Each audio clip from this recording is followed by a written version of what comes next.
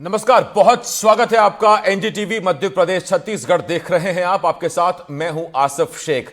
छत्तीसगढ़ में सुरक्षा बलों के जवान नक्सलियों पर कहर बनकर टूट रहे हैं। अब की बार सुकमा के भेज्जी इलाके में जवानों ने लाल आतंक को ललकारा और फिर भीषण मुठभेड़ में 10 नक्सलियों को ढेर कर दिया। इसके बाद जवानों के जश्न मनाने से लेकर उनके लिए इनाम के ऐलान की तस्वीरें भी आईं और हर मौके पर एनडीटीवी मौजूद रहा। इस पूरे ऑपरेशन के दौरान हमने आपको पल पल की अपडेट दी। इस मुठभेड़ के साथ ही यह तय हो गया कि 2026 में नक्सलवाद के खात्मे का संकल्प पूरा होकर रहेगा। आज पूरा दिन क्या हुआ, इस पर हम बातचीत करेंगे। इसके साथ ही क्या 26 तक वाकई ये सपना साकार होने जा रहा है, ये सवाल भी रहेगा। कई सवाल रहेंगे। हमारे साथ एक खास पैनल भी जुड़ेगा, चर्चा करेंगे। लेकिन सबसे पहले एक रिपोर्ट आपको दिखाते हैं।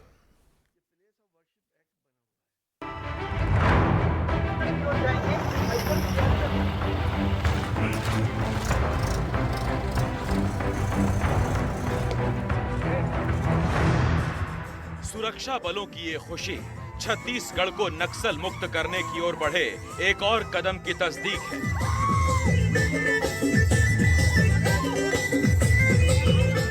जवानों की इस खुशी में नक्सलवाद से आजिज जा चुके पूरे छत्तीसगढ़ की खुशी है। जवानों के इस जश्न में देश के तमाम अमन पसंद लोगों का जश्न शामिल है।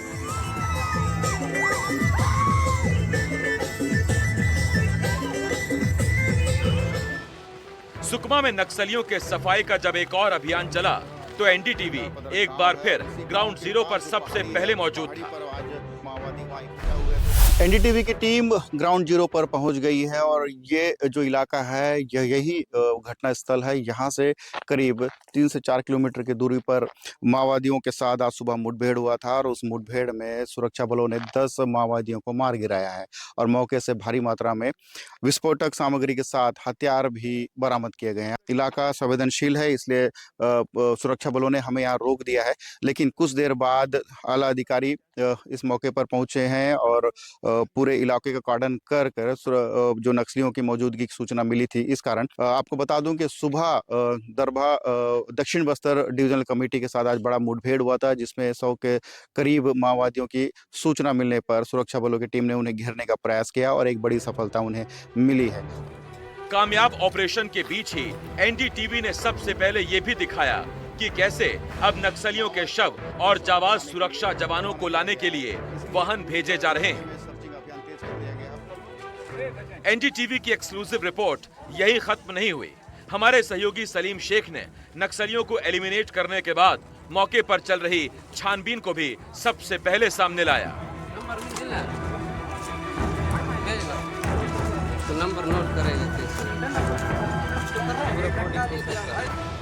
फिर कामयाब ऑपरेशन के बाद लौटते सुरक्षा जवान भी सबसे पहले हमारे कैमरे पर ही दिखे।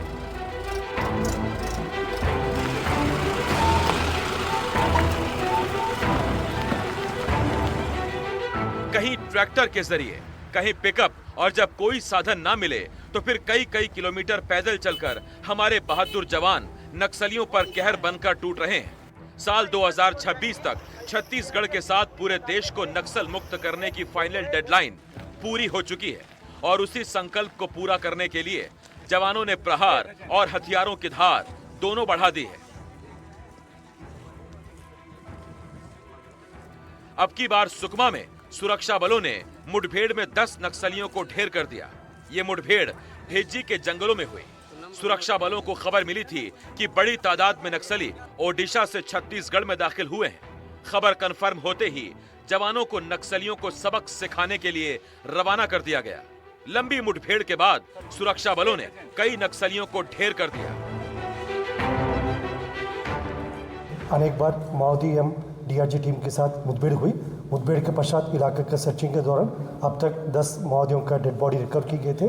अभी डेड बॉडीज मिला, उसका शनाख्ती होने के पश्चात ही हमको क्लियर जानकारी मिल पाएगा, मतलब इसमें कौन कौन से कैडर उपस्थित रहा। लेकिन जिस इलाका में जो मुठभेड़ हुई है, आमतौर पर जो किस्टाराम एवं कोंटा एरिया कमेटी, जो दक्षिण बस्तर डिवीजन माओवादियों का जो एरिया कमिटीज़ होते हैं, और प्लेटून नंबर PLGA 4 एवं 8 का उपस्थिति होते हैं। जैसा आइडेंटिफिकेशन कंप्लीट होने के बाद हमको और अधिक जानकारी मिल सकता है। कल जो छत्तीसगढ़ और उड़ीसा सीमा के जो उड़ीसा इलाका में मुठभेड़ हुई थे, उसके क्या कुछ ताल्लुकात है, वो अभी इसके संबंध में जानकारी थोड़ा डिटेल बाद में पता चल पाएगा। मुठभेड़ के बारे में सीएम साय को जानकारी मिली तो उन्होंने फौरन सोशल मीडिया प्लेटफॉर्म X पर पोस्ट कर जवानों को इस सफल ऑपरेशन के लिए बधाई दी। सीएम साय इस कामयाबी के बाद उत्साहित हैं, तो डीआईजी कमलोचन कश्यप भी अपनी खुशी छिपा नहीं पाए। फौरन ऑपरेशन करने वाली टीम के बीच पहुंचे और हाथ में 2 लाख रुपए नकद लेकर टीम का हौसला बढ़ाने लगे। डीआईजी ने कहा कि इस टीम को 10 लाख रुपए का इनाम दिया जाएगा। साथ ही कहा, अब नक्सल का खात्मा दूर नहीं है। और जैसे कि मैंने आप लोग को बताया, पिछले 1 सप्ताह से अब किस्टाराम और भेजी थाना के बीच के जो जंगल पहाड़ एरिया है, उस एरिया में नक्सलियों के मूवमेंट की हमको लगातार जो जानकारी आ रही थी, उसी आधार पर हम लोगों ने जो है सुकमा जिले से एक प्लान किया था। और आज से करीब 3-4 दिन पहले जो है पूरा फोर्स, जिसमें हमारी सुकमा DRG, CRPF आदि जो है ऑपरेशन के लिए अंदर गए थे। और आज सुबह सुबह भंडार पदर के जो जंगल है और पहाड़ है, पहाड़ी के ऊपर में जो एक जबरदस्त मुठभेड़ हुआ नक्सलियों के साथ में, जिसमें 10 नक्सली मारे गए हैं और साथ में उनके ऑटोमेटिक हथियार मिले हुए हैं, जिसमें AK-47, SLR, इंसार के साथ साथ जो है अन्य और भी हथियार हैं, और साथ में बहुत सारे उनके जो है सामान बरामद हुए हैं। इस ऑपरेशन में नक्सलियों के पास से AK-47, इंसास और SLR जैसे ऑटोमेटिक हथियारों के साथ साथ ढेर सारा सामान भी बरामद किया गया। कोराजुगुड़ा, दंतेसपुरम, नागाराम, भंडार पदर के जिन इलाकों में मुठभेड़ हुई, वहां ग्राउंड जीरो पर NDTV मौजूद रहा।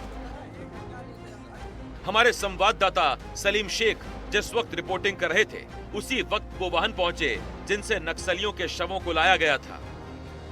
जवानों की टीम अब ऑपरेशन से लौट आई है और इस मुठभेड़ में 10 माओवादियों को मार गिराया गया है। और पुलिस आला अधिकारियों ने जो जानकारी दी जा रही है, उस हिसाब से 8 लाख के इनामी नक्सली से मुठभेड़ में मार गिराया गया है। मासा और उसकी पत्नी हुंगी भी इस मुठभेड़ में मारी गई है। साथ ही दिरदो कोसी नाम के एलोस कमांडर है, जो कोंटा एलोस कमांडर बताई जा रही है, और उसे भी इस मुठभेड़ में मार गिराया गया है। अब तक जो जानकारी मिलकर आई है, उसमें पुलिस को एक बड़ी सफलता मिली है। और पुलिस के जिस तरह से ऑपरेशन को लॉन्च किया था, बताया जा रहा है कि 10 माओवादियों के पास से 3 आधुनिक हथियार बरामद किए गए हैं, जिसमें एक SLR, एक AK-47 और एक इंसास राइफल है। इसके अलावा बड़ी मात्रा में विस्फोटक सामग्री भी बरामद की गई है। जवान पूरे माओवादियों के शवों को लेकर भेजी पहुंच गए हैं। यहाँ से सभी माओवादियों के शव को जिला मुख्यालय पहुंचाया जाएगा, जहां उन्हें पोस्टमार्टम करने के बाद कल उनके परिजनों को सौंप दिया जाएगा। ये साल नक्सलियों का काल बनकर आया है। इस मुठभेड़ को मिलाकर केंद्रीय गृह मंत्रालय ने जो आंकड़े जारी किए हैं, उसके मुताबिक जनवरी से लेकर अब तक इस साल कुल 257 नक्सली ढेर किए गए हैं। इनमें 14 टॉप नक्सल कमांडर मार गिराए गए, जबकि 861 नक्सलियों को गिरफ्तार किया है। वहीं 789 नक्सलियों ने अब तक सरेंडर किया है।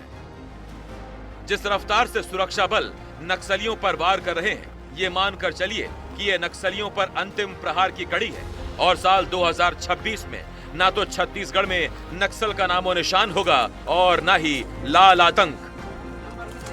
NDTV के लिए सुकमा से सलीम शेख की रिपोर्ट।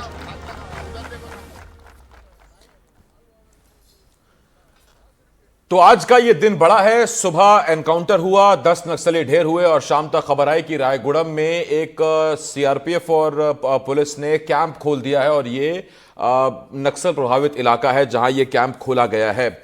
मेरे साथ इस वक्त एक खास पैनल जुड़ रहा है, सीधा हम इस पर चर्चा करेंगे। हमारे साथ छत्तीसगढ़ के पूर्व DGP RK विज साहब एक बार फिर जुड़ रहे हैं। RK विज साहब, बहुत बहुत स्वागत करता हूं मैं आपका। इसके साथ साथ नक्सल मामलों के जानकार वरिष्ठ पत्रकार मनीष गुप्ता जी हमें ज्वाइन कर रहे हैं, और हमारे आज के हीरो सलीम शेख हमें आज ज्वाइन कर रहे हैं।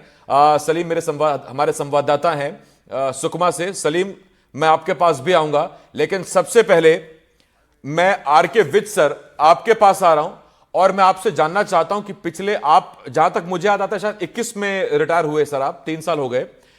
उससे पहले और कुछ आंकड़े अभी देखूं, आपको लगता है कि एक साल में पूरे देश में 257 नक्सलियों का खात्मा, ये अपने आप में मिरेकल है, मैजिक नंबर है, और ये हमें विश्वास दिलाता है कि 26 तक न केवल छत्तीसगढ़ बल्कि देश भी लाल आतंक से मुक्त होगा?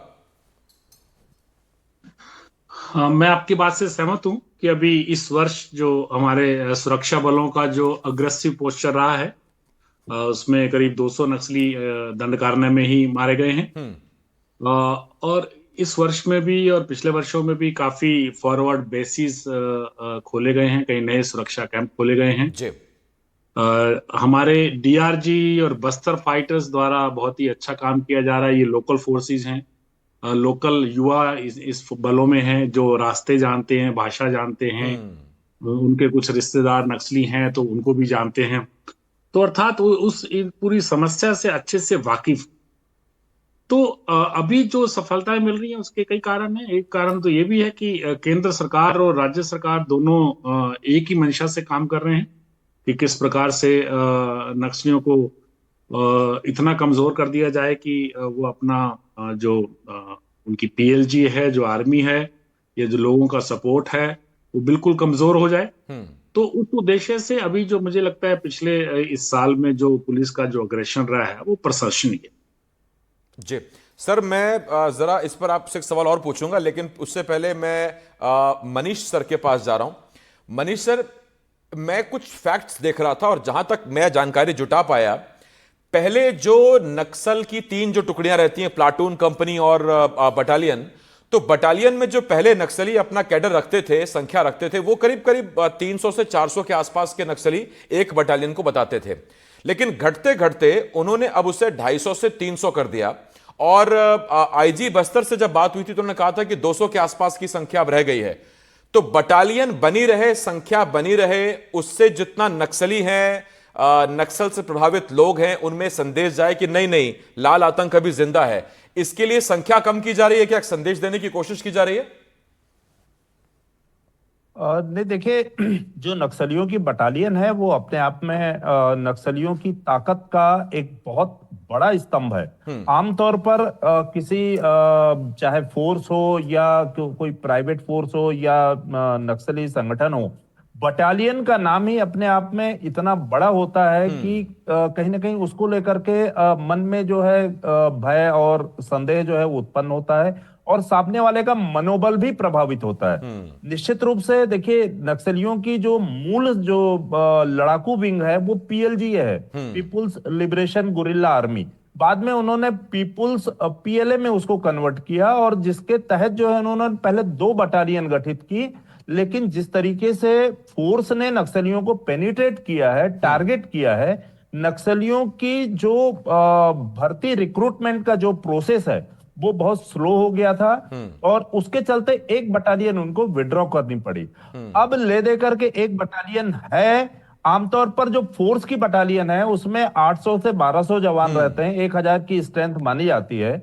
लेकिन नक्सली 400, 450 की स्ट्रेंथ रख करके उसको अगर बटालियन का नाम दे रहे हैं तो उससे इस बात की कल्पना की जा सकती है कि बटालियन शब्द ही अपने आप में कितना रणनीतिक रूप से नक्सलियों को फायदा देता है। दूसरी बात, जो नक्सली आज जिस इलाके में, बस्तर के अंदरूनी इलाकों में जो उन्होंने अपना टेरर फैलाया है, देखिए, बिना बंदूक के नक्सलियों को कोई समर्थन मिलने वाला नहीं है, क्योंकि जिस तरीके से उन्होंने अपना टेरर फैलाया है उसमें बटालियन का बहुत बड़ा योगदान है। देखिए, 2004 में जब पीपुल्स वार और एमसीसी का विलय हुआ और सीपीआई माओवादी बना, उसके बाद से लगातार उन्होंने अपनी बटालियन पे काम किया है, लड़ाकू विंग को मजबूत किया है, जिसकी वजह से 2010 में सर्वाधिक घटनाएं हुई हैं। और आज जब हम तुलना करते हैं तो 2010 की घटनाओं से ही तुलना करते हैं कि 2010 में जब पीक पर था नक्सलवाद, उस दौर में जितनी घटनाएं हुई और आज के दौर में कितनी घटनाएं हुई, उसके हिसाब से जो है वो सरकारें तय करती हैं कि 80% कम हुई घटनाएं, इतने लोग हमारे कम मारे गए, या हम ठीक बात। नक्सलियों पर जो है कंट्रोल करने में सहायक हुए। तो निश्चित रूप से नक्सलियों की बटालियन जो है वो उनकी स्ट्रेंथ है। और रही बात जिस तरीके से नक्सलियों ने अपने एक कमांडर हिड़मा हिड़मा जो है उनका उसको सामने करके, जबकि हिड़मा चीफ नहीं है, चीफ में और भी लोग हैं पीछे, लेकिन हिड़मा का नाम सामने करके उन्होंने जिस तरीके से एक छद्म रूप में अपनी बटालियन का एक स्वरूप छिपाया हुआ है, ये अपने आप में कहीं ना कहीं नक्सलियों की जो गुरिल्ला रणनीति का एक हिस्सा है। और वो उसी के दिखाता है। तहत ठीक, मैं इस पे जरा नक्सलियों एक ने बार आता हूं आपके यहाँ पास पर मनीष सर। कहीं ना कहीं मेरे साथ सलीम मेरे सहयोगी जुड़े हुए हैं। आज सारा दिन वो मौके पर रहे, हर तस्वीर उन्होंने हमें भेजी, ग्राउंड रिपोर्ट लगातार भेजते रहे। सलीम, सुकमा आप इतने सालों से कवर कर रहे हैं, इतने वक्त से कवर कर रहे हैं, मैं आपसे पूछना चाहता हूं कि ये बदली रणनीति ये फोर्सेस की ये अब महसूस होने लगी है। हमने देखा है कि अब एम्बुश में, ट्रैप में जवान नहीं फंसते हैं, बल्कि तीन तरफ से घेरते हैं और उसके बाद दनादन फायरिंग होती है और फिर एक बड़ा नंबर आता है कि लीजिए आज इतने ढेर हुए हैं। जी बिल्कुल, पुलिस की रणनीति और सुरक्षा बलों की जो प्लान है उसमें बदलाव आया है। सरकार बदलने के बाद बीते 8-10 महीनों में ये बदलाव जरूर देखने को मिल रहा है। और जिस तरह से लगातार बस्तर के नक्सल प्रभावित इलाकों में सुरक्षा बल के कैंप खोले जा रहे हैं, उसके बाद उन इलाकों में विकास के काम बड़े युद्ध स्तर पर किए जा रहे हैं। तो ये सबसे बड़ा कारण है कि ग्रामीणों का जो विश्वास है वो सरकार के प्रति बढ़ा हुआ है। आज मैं जब रिपोर्ट कर रहा था, जिस जगह से खड़ा था, आप देख देख रहे होंगे कि उस वहां मिट्टी मुरुम की एक सड़क बनी हुई थी। ये वही इलाका है जब एक दशक पहले की अगर बात करें, उन इलाकों में पगडंडे के अलावा सड़क नहीं हुआ करती थी, लेकिन बीते कुछ सालों में उन इलाकों तक सड़कें बनी हैं। और जब सड़कें बनी है तो गांव तक विकास पहुंचा, और उन्हीं सड़कों पर चलकर आज विकास गांव पहुंचा, और वहां से जवानों की भी पहुंच उन इलाकों तक हुई है। तो ये जो पहाड़ी के इलाके हैं, यहाँ अब अपने माओवादी अपने आप को महफूज कर रखे हुए हैं, लेकिन ज्यादा समय नहीं रहा है, क्योंकि बीते 7 दिन में सुकमा और बीजापुर की सरहद पर 3 सुरक्षा बल के कैंप खोले गए हैं, जिसमें 2 कैंप पुलनपाड़ और रायगुड़म सुकमा जिले में खोला गया। जो वो इलाके हैं जहां पीएलजे की दमक हुआ करती थी, उस इलाकों में नक्सली पीएलजे के बटालियन जो लड़ाके हैं वहां आकर रणनीति, सुरक्षा बलों के खिलाफ रणनीति, ग्रामीणों को ब्रेन वॉश करने का काम करते थे। लेकिन अब जिस तरह से जो परिवर्तन देखने को मिल रहा है, वैसे उस हिसाब से सुरक्षा बल अब अंदरूनी इलाकों तक पहुंच रही है और जवानों को बड़ी कामयाबी लगातार मिलती जा रही है। आज भी भंडार पदर का जो इलाका है, यहाँ सरकार नहीं पहुंच पाई थी, लेकिन अब जवानों ने उस 7 से 8 किलोमीटर की पहाड़ी पर चढ़कर माओवादियों के जो नहीं तो कैंप था ये उस सलीम, तक पहुंचे। भंडार पदर से नजदीकी थाना या कैंप कितनी दूर है जहां ये घटना हुई थी आज? देखिए, भंडार पदर का जो इलाका है वो बेहद नक्सल प्रभावित इलाका है। वहां से भेज्जी का जो थाना है, उससे पहले कोत्ताचुरू कैंप आता है, जो कैंप करीब करीब वहां से 6 किलोमीटर की दूरी पर है।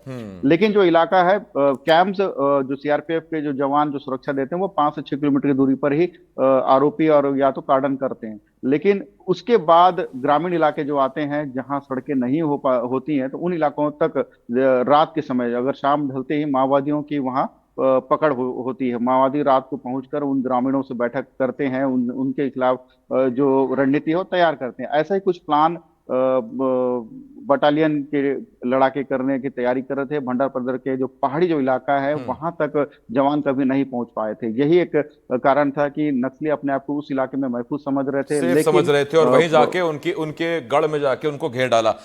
सलीम, मुझे सवाल आर.के. विद सर से, मनीष सर से पूछना है, लेकिन एक छोटा सवाल। ये आज डीआईजी कमलोचन कश्यप साहब बड़े हमें फॉर्म में दिखाई दिए, 2 लाख रुपए तुरंत हाथ में निकाले और कहा कि मैं ये इस टीम को देता हूं, 10 लाख का इनाम है, 2 लाख रुपए नकद देता हूं। तो 2 लाख जेब में लेके घूम रहे थे कमलोचन सर, या पता लग गया था कि कामयाबी हुआ है, कामयाब ऑपरेशन है, और उसके बाद 2 लाख लेके पहुंचे? देखिए, जिस तरह से सुबह से जो खबरें आ रही थी, और जैसे ही सुबह 10 बजे ये इसकी सूचना मिली कि सुकमा डीआरजी ने 10 माओवादियों को ढेर कर दिया और मौके से 3 ऑटोमेटिक वेपन भी उन्होंने बरामद कर लिए। तो इसके बाद आला अधिकारी मौके पर पहुंचे और उन्होंने अब जैसे भी एक रकम उन्होंने इकट्ठा किया और जवानों को देने का ऐलान कर दिया। हालांकि मौके पर उनके पास 2 लाख थे, तो उन्होंने 2 लाख जवानों हाँ, को वो दिए। तस्वीरों में और दिखा भी रहे हैं, इसके हाथ में 2 लाख हैं उनके। जी वो सलीम दिखा जी भी रहे हैं। इसके बाद हाँ, इसके बाद जो जश्न का माहौल बना, जहां जवान जो बीते 19 नवंबर से उस इलाके में ऑपरेशन पर गए हुए थे, 4 दिन और 4 रात चलने के बाद करीब 65 किलोमीटर का सफर तय कर आज उन्हें एक बड़ी सफलता मिली, जिसका जश्न मनाया गया। और अधिकारी भी उन जवानों के साथ जमकर थिरके जश्न और मनाते खुशियां नजर आए। मनाई। मैं सलीम इस पर आता हूं आपके पास, आर के विद साहब के पास जा रहा हूं। विद सर, आप तो कमलोचन जी को जानते होंगे अच्छे से। आज डीआईजी साहब बड़े फॉर्म में थे, 2 लाख रुपए तुरंत जेब से निकाला और कहा टीम को देता हूं, वैसे तो 10 लाख का इनाम है लेकिन 2 लाख अभी नकद देता हूं। तो ये छोटा छोटा जो प्रोत्साहन है, ये आपको लगता है कि टीम का मोराल और ज्यादा अप करता है? और दूसरा, एक चीज मैं और देख रहा हूं जो शायद मैं पहले मिस करता था या नहीं देख पाता था, वो ये कि अब एनकाउंटर के बाद डांस होता है। ये 2-3 बार से हम देख रहे हैं, अधिकारियों के साथ जवान जम के थिरकते हैं और अपनी कामयाबी को सेलिब्रेट करते हैं। ये भी कुछ रणनीति का बदला हिस्सा है क्या? नहीं, ये तो मौके की सफलता के बाद की तत्कालिक प्रतिक्रिया है। जवान जब सफल होते हैं तो कई कई प्रकार से सफलता का जाहिर करते हैं वो। इनाम जहां तक है वो जवानों को भी मालूम है कि किस राशि का जवान किस रैंक के माओवादी पर घोषित किया गया है, कितना उनको टोटल मिलने वाला है। इसलिए कुछ राशि हमेशा अधिकारियों के पास हमेशा रहती है और तत्काल इनाम देने से प्रोत्साहन डेफिनेटली बढ़ता है। और भी कई प्रकार के मेथड्स हैं जिससे जवानों को और लाभ दिया जाता है। पर इससे पहले मैं एक बात और स्पष्ट करना चाहता हूं। बटालियन की बात बहुत चल रही थी अभी, जी। तो मैं बता दूं कि बटालियन में 300-400 व्यक्ति कभी भी नहीं थे। जब बटालियन गठित हुई थी 2009 में, तो 180 के करीब लोग थे, उसके अंदर उनके सदस्य थे। वो कम ज्यादा होते रहे, 150 तक हुए, 160-70 जाते हैं, उससे ज्यादा अभी भी कभी नहीं हुई। 2 कंपनियों को मिलाकर एक बटालियन बनाई गई थी और उसमें एक हेडक्वार्टर प्लेटून था। समय के साथ उस प्लेटून को भी उन्होंने कंपनी बना दिया। 3 कंपनियां हो गई एक बटालियन में, लेकिन संख्या उनकी कभी भी 170-80 से ऊपर बढ़ी नहीं है। 200 से ऊपर जाने का तो प्रश्न ही नहीं है। तो ये जो प्लाटून में सर ये बोला जाता है कि 10 से 12 नक्सली रहते हैं, उसको प्लाटून का नाम दे देते हैं नक्सली, तो ये संख्या इतनी है या इससे कुछ ज्यादा है? नहीं, संख्या प्लेटून हमेशा जो है 18 से 25-26 के बीच का होता है। संख्या कम होती है तो 15, 16, 17 तक भी पहुंच जाती है, और कम हो जाता है तो वो सेक्शन कहलाया जाता है। कंपनी जो है उनकी वो 60-65 से 80 तक की होती है। इसीलिए जो टोटल बटालियन की संख्या है वो 2 कंपनियों से ही बनी थी टोटल। उस समय साउथ के इलाके में थे और उन्हीं को सर, मिलाकर आप बटालियन भले ही रिटायर हैं लेकिन आप तक जानकारी तो पहुंचती रहती होगी। आम आदमी जानना चाहता है कितनी बटालियन बची हैं कुल मिला के अभी, उससे हम हिसाब लगा लेंगे सर कि और कितना इंतजार करना है। जी हाँ, बटालियन देखिए 2009 में एक बटालियन बनी थी, उसके बाद एक 2012 में एक बटालियन और बनी थी, बटालियन नंबर 2। दोनों का क्षेत्र अलग है। जो बटालियन 1 है वो साउथ बस्तर में रहती है, अर्थात सुकमा के नीचे का एरिया, दक्षिण का एरिया और बीजापुर का दक्षिण का एरिया सामान्यतः वहां पर रहती है। और अभी भी उसका एरिया उससे भी हाफ हो गया है, क्योंकि सुकमा में काफी हद तक हमारे आगे कैंप्स बन गए, उनका मूवमेंट जो है काफी रिस्ट्रिक्ट हो गया है। तो अभी 50% एरिया जो उनका इनिशियल था उसके 50% एरिया भी बामुश्किल से घूम पाते हैं। ये बटालियन 1 की बात है। बटालियन दूसरी बनी थी माड़ के इलाके में, वो भी 2 कंपनियां जो थी, माड़ की और उत्तर बस्तर क्षेत्र जिसमें कांकेर जिला आता है, उनकी कंपनियों को बनाकर बनाई गई थी 2012 में। लेकिन क्योंकि वहां पर लीडरशिप जो थे, उनका जो कमांडर था वो छोड़ के सरेंडर कर दिया था आंध्र प्रदेश में, उनके और लीडर चले गए थे और काफी डिजर्शन हो गया था, लोग सरेंडर कर रहे थे, तो वो बटालियन चल नहीं पाई और 2014 में ही उसको डिसोल्व करके वापस कंपनियों में कर दिया गया था। अर्थात अभी फिलहाल बटालियन की जहां तक बात कर रहे हैं, बटालियन 1 ही है और वो है साउथ बस्तर क्षेत्र में, सुकमा और बीजापुर क्षेत्र में। जो यानी उसके अलावा बाकी कुछ कंपनियां और कुछ प्लाटून है, बाकी कंपनियां और प्लाटून। जी हाँ, ये कुल स्थिति है जहां तक उनके पीएलजी। ठीक। मनीष सर, पिछली बार जब एनकाउंटर हुआ तो उसमें एक घायल जवान जब रायपुर पहुंचे थे और उनसे पूछा गया, मुझे नहीं पता कि ये ऑन एयर या ऑन रिकॉर्ड ये जानकारी देना बताया जाता है अधिकारियों को, कर्मचारियों को या नहीं, ये उनके अधिकार में होता है कि नहीं, या फिर उन्हें बताना चाहिए कि नहीं, लेकिन उन्होंने बातों बातों में बताया कि करीब करीब जो ज्वाइंट ऑपरेशन पिछली बार हुआ था उसमें 1400 से 1500 जवान शामिल थे हमारी फोर्सेस के, जो ज्वाइंट ऑपरेशन था अलग अलग फोर्सेस के। और जब उनसे पूछा गया कि नक्सली कितने थे तो उन्होंने कहा था कि शायद, मुझे अगर ठीक से याद है तो 250-400 के आसपास के नक्सली थे। तो ये जो 1/3 का जो ये रेशियो बना के भेजा जा रहा है कि नक्सली जहां दिखें आप पूरी ताकत के साथ जाके उन पे हमला करें, उसका असर पड़ रहा है क्या? और इसी वजह से अब कैजुअलिटी उस तरफ ज्यादा है क्या नक्सलियों की? नहीं, निश्चित रूप से जिस प्रकार से नक्सली अपनी रणनीति बदलते हैं, फोर्स की रणनीति भी बदली है। पहले फोर्स का जो मूवमेंट होता था आमतौर पर उनकी स्ट्रेंथ कम होती थी, 150-200 जवान जाते थे। लेकिन अब जो है नक्सलियों पर चौतरफा हमला करने की रणनीति फोर्स ने बनाई है और अलग अलग इलाकों से, अलग अलग दिशाओं से फोर्स निकलती है। तो आज की डेट पर जो बड़े ऑपरेशन होते हैं, उन ऑपरेशनों में खासकर अबूझमाड़ में जो अभी ऑपरेशन हुए पिछले कुछ मतलब मेरे ख्याल से 10-11 महीने से, कोई भी ऑपरेशन ऐसा नहीं था जिसमें 1000 से कम जवान हो। आमतौर पर अबूझमाड़ वो इलाका है जहां पर फोर्स का एक्सेस कम है, वहां पर सरकार के गवर्नेंस भी नहीं है, जिसकी वजह से कैंप भी अंदरूनी इलाकों में नहीं है, बहुत कम है, जिसकी वजह से जवानों को अतिरिक्त सतर्कता बरतनी पड़ती है।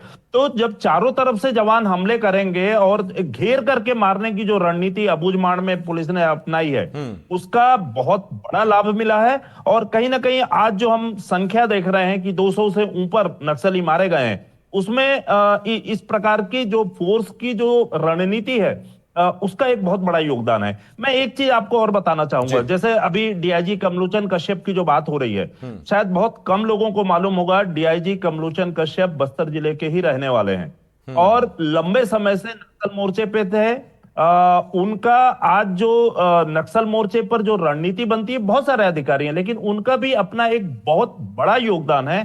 आमतौर पर पर्दे के पीछे रह करके काम करते हैं और बहुत, चूंकि वो स्वयं वनवासी समाज से हैं, इसलिए जो डीआरजी के जवानों पर उनका उतना ही नियंत्रण है जो एक मतलब परिवार के लोगों का होना चाहिए।